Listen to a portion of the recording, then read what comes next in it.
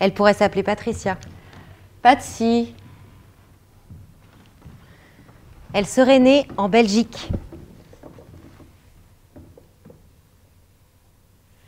Elle aurait 17 ans en 1968. Elle pourrait vouloir changer le monde. Vivre autrement. Déjà, mes parents ont montré un peu le chemin. Une jeune bourgeoise avec un ouvrier, un immigré en plus, un rital. Tu vois le bazar?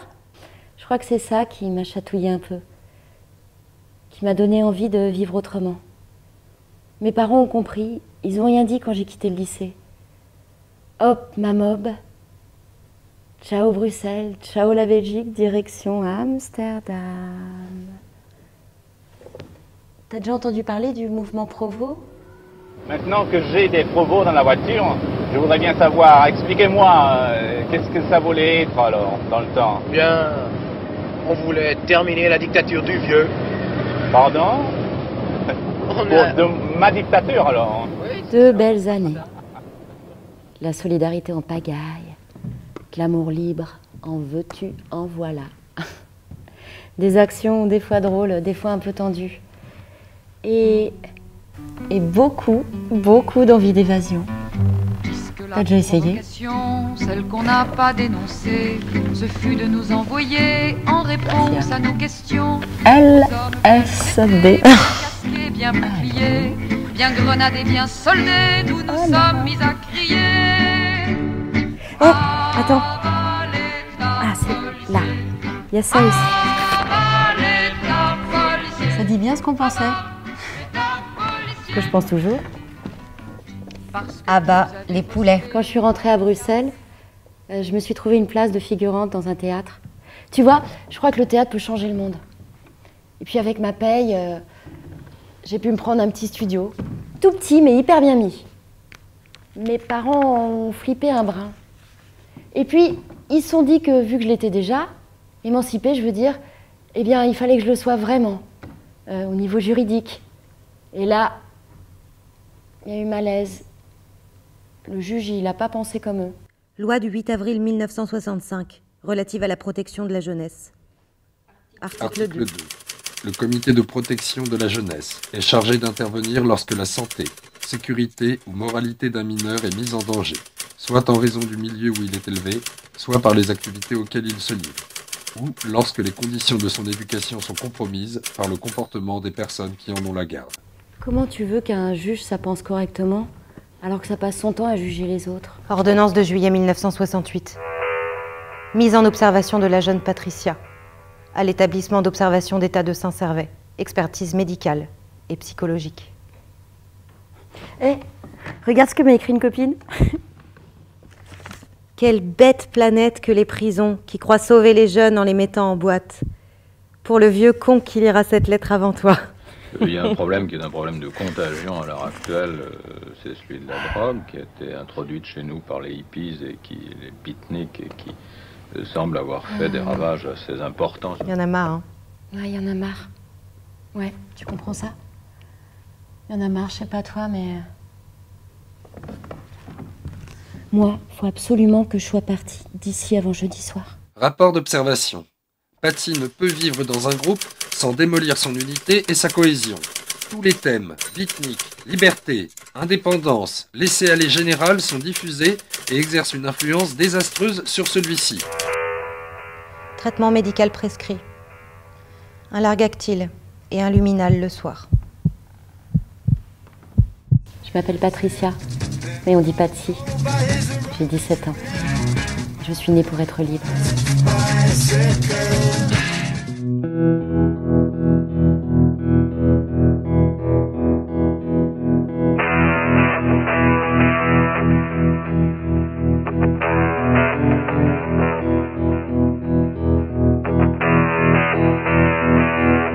Patsy est une jeune fille vraiment formidable parce qu'elle a le goût de la liberté, elle a le goût de l'émancipation, elle est vraiment extrêmement déterminée pour vivre une vie libre.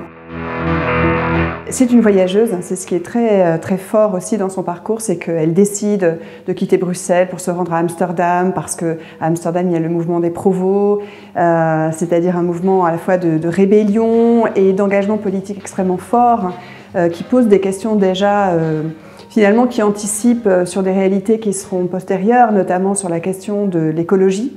Les provos sont très sensibles à la dimension environnementale de leur engagement. Et Patsy vit pleinement cette politisation, mais qui est aussi, elle le vit de manière très existentielle. Voilà, il y a une cohérence d'existence que j'aime particulièrement chez elle. Alors le personnage de Patsy, qui est d'ailleurs pas tout à fait un personnage, puisque vraiment elle ressemble très fort à une des jeunes filles que j'ai pu trouver dans les archives d'institutions en Belgique, vient toucher cette corde assez sensible du passage de la réaction parfois émotionnelle qui peut être celle des jeunes filles face à une situation d'injustice à quelque chose de plus politique. Les jeunes tout particulièrement, mais pas seulement, et une partie en tout cas de cette jeunesse se met à s'interroger sur ce qui apparaissait jusqu'à présent comme évident, se met à se poser des questions sur l'ordre social, l'ordre politique, l'ordre moral. Ces jeunes le font en particulier dans une dimension qui est très internationale, qu'on pourrait même dire internationaliste. Après San Francisco et Londres, Amsterdam a été le théâtre d'une grande démonstration organisée par les hippies néerlandais. En dépit des apparences, les hippies n'ont rien à voir avec une certaine faune désœuvrée qui hantait un moment les berges de la Seine. Au nihilisme et à la passivité des beatniks, ils opposent la foi et le dynamisme. Foi en l'homme et en sa bonté originelle et foncière, dynamisme dans la façon de proclamer la nécessité d'aimer son prochain. Un programme banal en somme, s'il ne s'y ajoutait de coutumes discutables. Les hippies sont partisans d'une totale liberté sexuelle et de l'usage de produits hallucinogènes. Les jeunes filles et les jeunes femmes ont une place tout à fait importante dans cette mobilisation de mai-juin 1968, même si on leur donne assez peu la parole et elles sont restées relativement invisibilisées. Et c'est tout à fait regrettable parce que ça ne rend pas du tout justice de la place qu'elles ont occupée. On a souvent postulé le fait que les filles des classes populaires étaient déconnectées en quelque sorte de mai 68. En réalité, ce n'est pas vrai. D'une certaine manière, elles étaient concernées depuis très longtemps par ces questions liées au corps, que le moment 68 met au cœur de ses revendications, et elles vont se saisir de cette brèche révolutionnaire que représente mai 68 pour pouvoir venir converger en quelque sorte dans les revendications, au sein des revendications féministes de ces années-là. Je pense que 68 ouvre à une autre partie de l'histoire et on est vraiment face à une révolution anthropologique à cet égard parce que après 68, dans le sillage de l'événement et en même temps en opposition à ce qui s'est produit, c'est-à-dire avec encore une fois cette manière de ne pas entendre la parole des femmes, eh bien celles-ci l'ont prise, cette parole. Elles se sont organisées comme telles, comme femmes, dans des groupes femmes, évidemment avec les mouvements féministes. Il y a ça aussi. Ça dit bien ce qu'on pensait. Ce que je pense toujours. Ce qui est très impressionnant dans la trajectoire de Patsy, c'est qu'elle a cette cohérence d'existence jusqu'au bout, c'est-à-dire lorsqu'elle est placée précisément en institution, elle ne peut pas l'accepter et donc la révolte qui est en elle, qu'elle porte en elle depuis des années et qu'elle a encore nourrie grâce à cette expérience qu'elle a faite à Amsterdam dans le milieu des provos, eh bien cette expérience, elle en fait porter les fruits en quelque sorte dans la rébellion qui se dessine pour elle dans l'institution, c'est-à-dire qu'elle se révolte. Il existe une généalogie des révoltes juvéniles dans les institutions, et en particulier dans les institutions pour filles.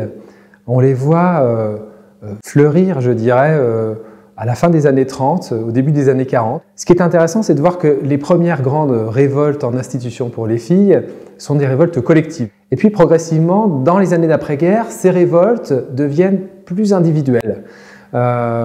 Ce sont des actes d'insoumission, des actes de résistance, des actes de subversion qui correspondent peut-être à la façon dont les institutions traitent de manière plus psychique, je dirais, les problèmes des jeunes.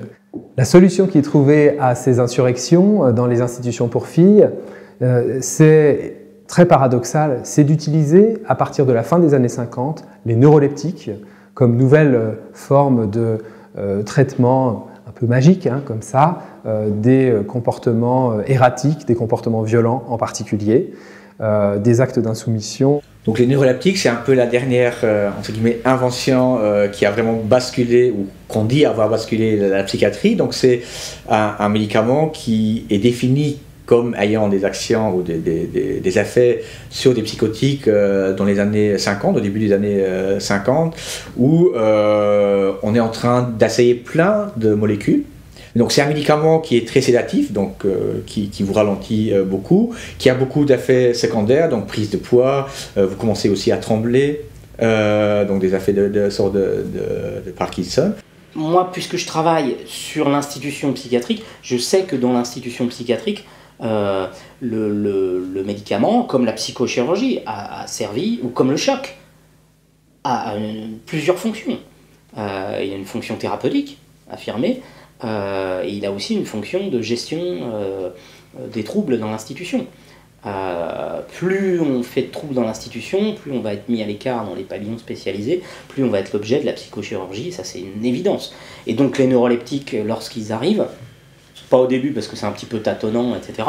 Mais après, l'injection qui permet de tasser, ce qu'on appelle tasser l'individu pour le calmer, ça c'est quelque chose qui existe encore évidemment aujourd'hui. Mais moi, en tant qu'historien de la psychiatrie, pour moi c'était un médicament clairement psychiatrique. Et donc en lisant là, les dossiers, notamment celui de Patsy, ce qui est étonnant, ou on pourrait dire hallucinant, c'est que ces médicaments sont utilisés pour des filles, des femmes, qui ne sont pas du tout psychotiques, qui n'ont justement n'entendent pas de voix, qui n'ont pas des hallucinations, mais que là, le médicament est entièrement et uniquement utilisé pour les calmer. Donc c'est un simple sédatif et il n'y a aucune valeur thérapeutique. Et c'est le cas notamment de cette institution dans laquelle est placée Patsy, Saint-Servais, en Belgique, qui vont réouvrir des sections spéciales, c'est leur nom, pour ces jeunes filles qui ont un comportement problématique et qui vont faire l'objet d'un traitement de neuroleptiques et d'antidépresseurs assez massif,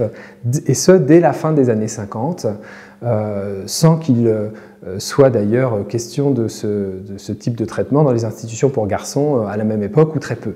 Donc là, c'est tout à fait symptomatique de la façon dont on problématise et dans la façon dont on tente de répondre à la rébellion féminine dans les institutions. Dans ces années 50 et 60, on a paradoxalement un retour d'un ordre disciplinaire avec ce traitement médicamenteux des comportements violents. Traitement médical prescrit. Un Largactil et un Luminal le soir. Je m'appelle Patricia, mais on dit Patsy. J'ai 17 ans. Je suis née pour être libre.